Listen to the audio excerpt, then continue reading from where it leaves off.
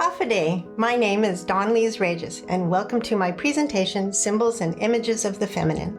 This project encompasses 8 separate presentations designed to share with the viewer how women have been represented in art through the ages. They are Goddess, Temptress, Flora, Fauna, and Food, Idyllic and Fragile, Death and Martyrdom, Lust and Voyeurism, Pinned Up, Pinned Down and Pain, and Vagina Dentata and the Fear of the Feminine. Why, you might ask, should we care about how women's images are portrayed in art? Because seeing is believing. We believe what we can be based on what we see. We define our lives around what we see and hear. We dream and imagine and make plans based on the examples that we're presented with, and we must pay attention to what we feed our souls through our eyes and our ears. Artists create from their own level of understanding. They imbue their work with their life circumstances, with their fears and concerns, and with their own specific experiences. In each presentation, I will share some images, give you a little background on the work, and tell some stories where it seems important. And I'll do my best to present without too much judgment. And so, let's begin.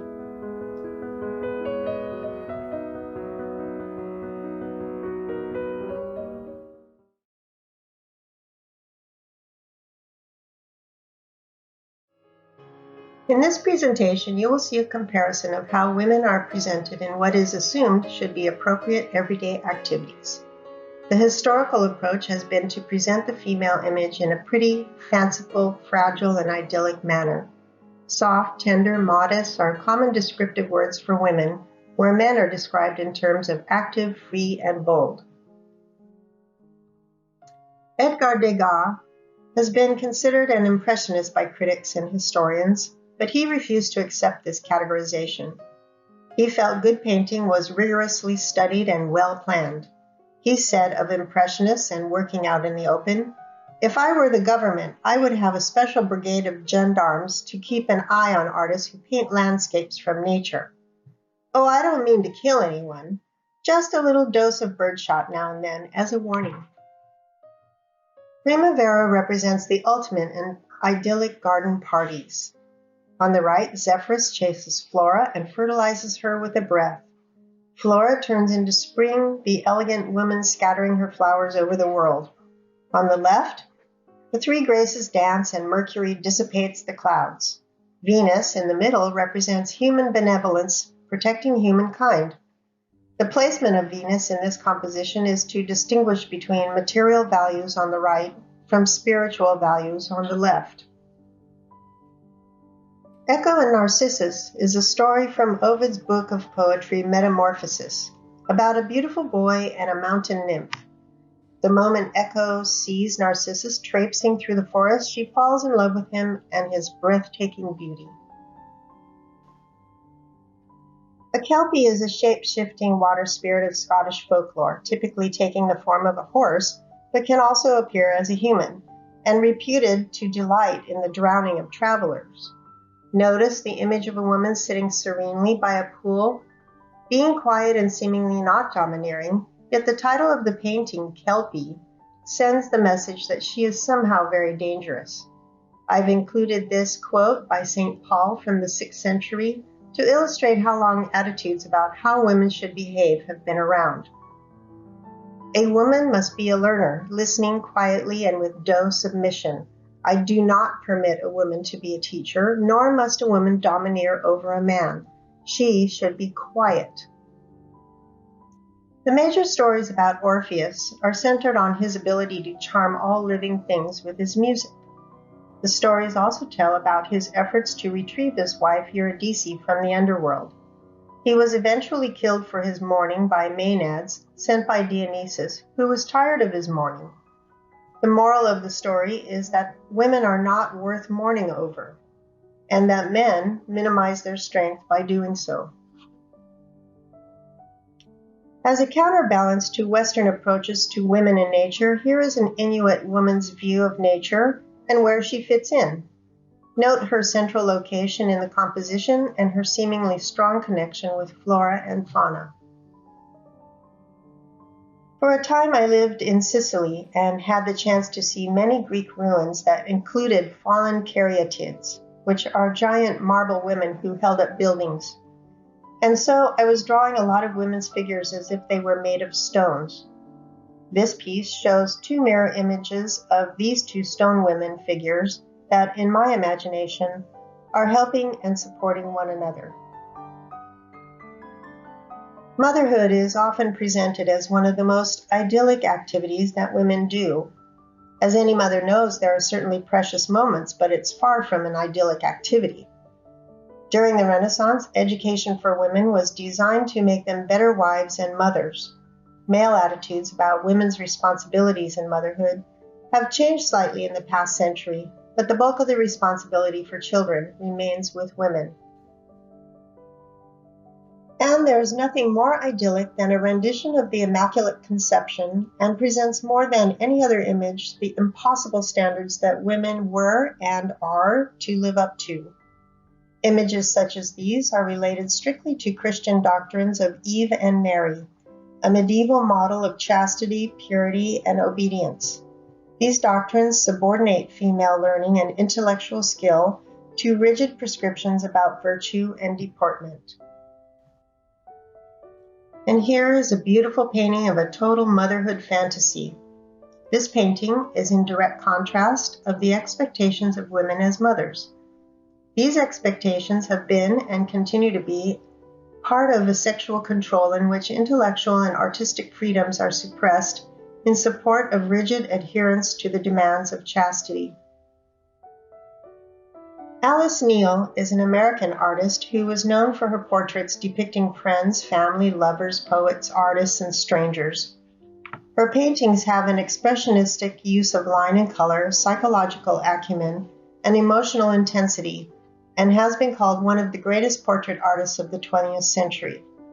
Her frank yet sensitive portrayal of a pregnant woman is in stark contrast to male renditions. Art critic Edward Lucy Smith calls this work disturbing in its realism. Perhaps it was disturbing back in the 70s, partially due to the materials used. Leather and skin are treated as equivalents, which of course they are. At the time this piece was completed, people found it difficult to see baby parts bursting from the woman's belly. As a woman who has never had a baby, I imagine this is an expression of how it feels to have a baby pushing against the abdomen in the last days of pregnancy. Pitalusi Saila, Inuit artist, had this to say about mothers and women. I had a mother, but she passed away. I just don't remember her. I tend to pay attention to women, perhaps because I don't have a mother. Probably thinking that women are so powerful. I considered putting this work in with the voyeurism presentation, but given the understanding of how Degas purposely set up and planned for all of his works, it didn't seem very voyeuristic to me. However, women doing their toilette has historically been an opportunity to idealize women and place them in precarious positions. The toilette of Venus, also known as the Rokeby Venus, depicts the goddess of love, beauty, and fertility, reclining languidly on her bed, her back to the viewer. The tucked knees make her seem more accessible. This is a common visual and literary erotic motif of the times. This Venus is even more naked than usual, as she is shown without her usual paraphernalia. Jewelry, roses, and myrtle are all absent. We only know this figure as Venus because of the presence of her son Cupid. The Rokeby Venus is the only surviving female nude by Velázquez. Nudes were extremely rare in the 17th century Spanish art, which was policed actively by members of the Spanish Inquisition. Despite this, nudes by foreign artists were aggressively collected by the court circle. This painting was hung in the houses of Spanish courtiers until 1813. Titian is the first artist to show Venus with a mirror held by Cupid. As one of his most popular compositions, some 15 copies and variants are known, made by the master or his assistants. During the Renaissance, the very idea of love was allied with the contemplation of beauty, and the imagery of mirror and reflection was often found in love poetry. She adheres closely to the canon of female beauty extolled by Renaissance poets. blonde hair, fair skin flushed with pink, red lips and arched brows, all of which vividly convey the warmth and glow of yielding flesh. Now here's an entirely different bathtub scene. What the Water Gave Me has been called Frida Kahlo's biography. As the scholar Natasha Steed points out, her paintings were all very honest and she never portrayed herself as being more or less beautiful than she actually was. With this piece, she reflected on her life. This bathtub hosts a woman's figure with most of her body obscured in water, made entirely from loose sand. Take note of the snake on the floor. Edgar Degas held the general attitude of the day about women artists and said of Mary Cassatt's work, "This work is so good, one would not know it was done by a woman." This idea is so entrenched that nearly 80 years later, the same phrase was repeated by Hans Hofmann regarding Lee Krasner's work. As a Chamorro diaspora artist and cultural dancer, known as Antigona Tisa, Deb Taguacta Lefevre endeavors to share her deeply rooted love and passion for Chamorro culture and the rich historical legacy left behind by our ancestral Magahaga. Vermeer's women are beautiful and thoughtful, dreaming of their loved ones, demanding that you note their fragility and breakability as they offer themselves up for your inspection. These moods presented in these paintings are so delicate that the slightest knock would shatter them like crystal. This is a quote from Perspective, Baroque's Dark Heart. Alison Watt was born in Greenock, Scotland, and is well known for a portrait of the Queen Mother. Her first works to become well known were dryly painted figurative canvases, often female nudes, in light-filled interiors. In The Last Supper, it appears that another person is offering the woman her supper, which the diner is not sure she should partake in. I include her work here in recognition that women's work is often in the kitchen, and also to place a question in your minds of who may have really cooked the Last Supper. A living doll. Everywhere you look, it can sew, it can cook, it can talk. It works. There's nothing wrong with it. You have a hole, it's a poultice. You have an eye, it's an image. Linen Closet is one of many installations in the Woman House Project, a feminist art installation and performance space organized by Judy Chicago and Miriam Shapiro, the co-founders of CalArt's Feminist Art Program, and was the first public exhibition of feminist art.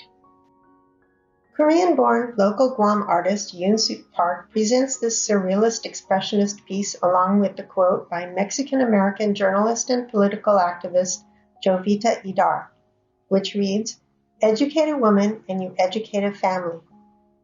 I would like to extend that quote to suggest that by educating women, you educate a community.